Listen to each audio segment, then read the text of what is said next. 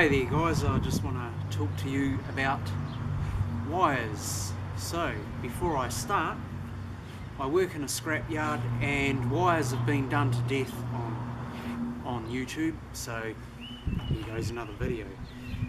Basically there is some misinformation out there, but I do realise that every scrapyard is different.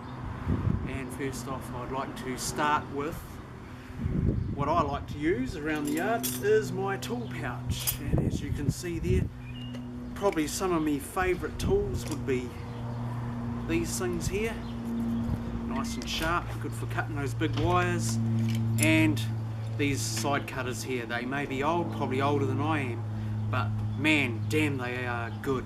They are good. Their blades are still stayed sharp even after like 10 years of use since I've had them.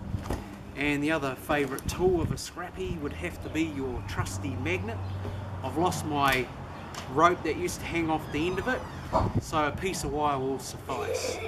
Now these magnets are rare earth magnets, so are out of hard drives. This particular one's probably out of a big ass hard drive, so it's got some really decent pull on it. Anyway, on to the wires. Right, first up we have different grades of wire. Now right here, as you can see, and it's been advised by other scrappies on other videos too, you bring in wire like this mixed up with plug-ins on it, like so, plug-ins, cut them off, because straight away you're going to get better money for your product if you clip all the plugs off. Now some scrapyards, or most scrapyards, will accept them like this, but it'll probably be a low rate that you'll be paid out.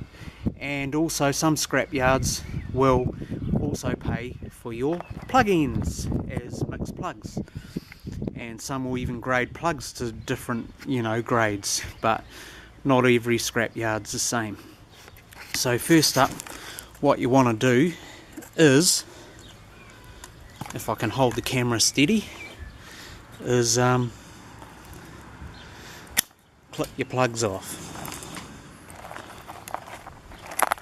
like so. Clip them off. Right. Also, these little things off too. That always helps. Until you get a whole number of plugs together like that. Okay. Now the next step is to grade these wires into different grades. Every scrapyard is different, but as a general rule of thumb, anything small like this we would call smalls or data wire. Now data wire could be also coax, aerial wire, and small telecommunication or small ribbon wire like this. Even some large printer cables can be quite tricky to spot. But if they got small little wee wires like so inside them, then chuck them in your smalls. I'll just show you. So yeah, if you get any small wires like this, chuck them in your small data wire or your small wires, because inside here, see, they're only little tiny little wee wires. Okay, so I'd chuck that in my smalls as well, along with any ribbon wire like that. Right, the next grade up, what we call our power wires, or your 3-pin power wire. Okay, I'd chuck them in the next grade up, and then some yards might grade this another grade up again. Okay, so this here is what we would call 30%, which is again a lot of your smalls. In fact, this sort of stringy type wire I'd probably chuck in my smalls as well. Now this grade here I'd chuck in with my power cord wires there. Of course, clip the plug ends off, and then you got your next grade, which is your 50, 60, 70% plus grades, which are these big suckers here, okay? Those ones. Nice and thick, big suckers. Now guys, most of you guys would probably strip your big stuff. I probably would too actually, because it pays better that way. But I don't really waste my time with grades under this. I sort of go and leave those ones alone. I don't even bother stripping those ones. I go for the weight factor. And some yards, because that's not quite as thick as this stuff, they probably grade that just a little bit above what we call 35-40%, and probably do this as another grade up.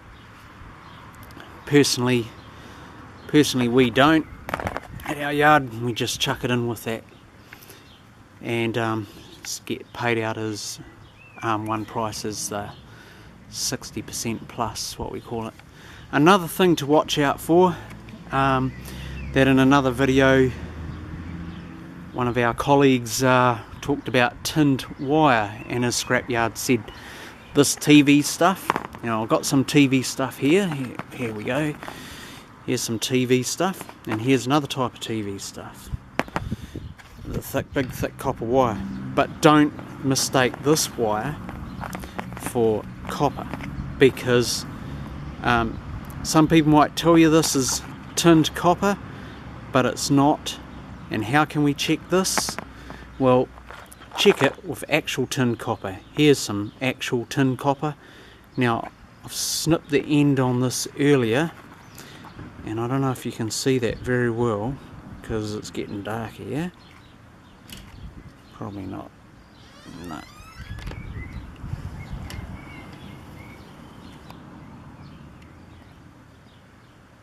Yeah, see how that's sort of orange on the end? Okay, that's copper. Another way of checking is simply by grabbing a file. So you do the old, to check if it's tinned wire or not, you do the old cut test. Don't know if you can see that. Oh yeah, look, she's orange in there. Do the cut test on this so-called aluminium TV wire. Silver. And it cut quite soft. See how it cut through quite soft? It wasn't quite a hard, like, snipping sound. It was quite soft. That's aluminium. Another way of checking for sure is you rub your file across it, and it's quite soft, the file. See that? Now that's aluminium wire. Okay, so I'll chuck that in my aluminium wire pile and keep that separate from the rest of this nice beautiful orangey coloured copper wire. This one here, you just file, and it's quite hard to file, but look at that, she's orange. Now that is tinned copper. Now you can chuck that in with your number 2 copper if you like, even domestic, but you can chuck it in your number 2. And the next thing I want to talk about is, yes, get your trusty old magnet out.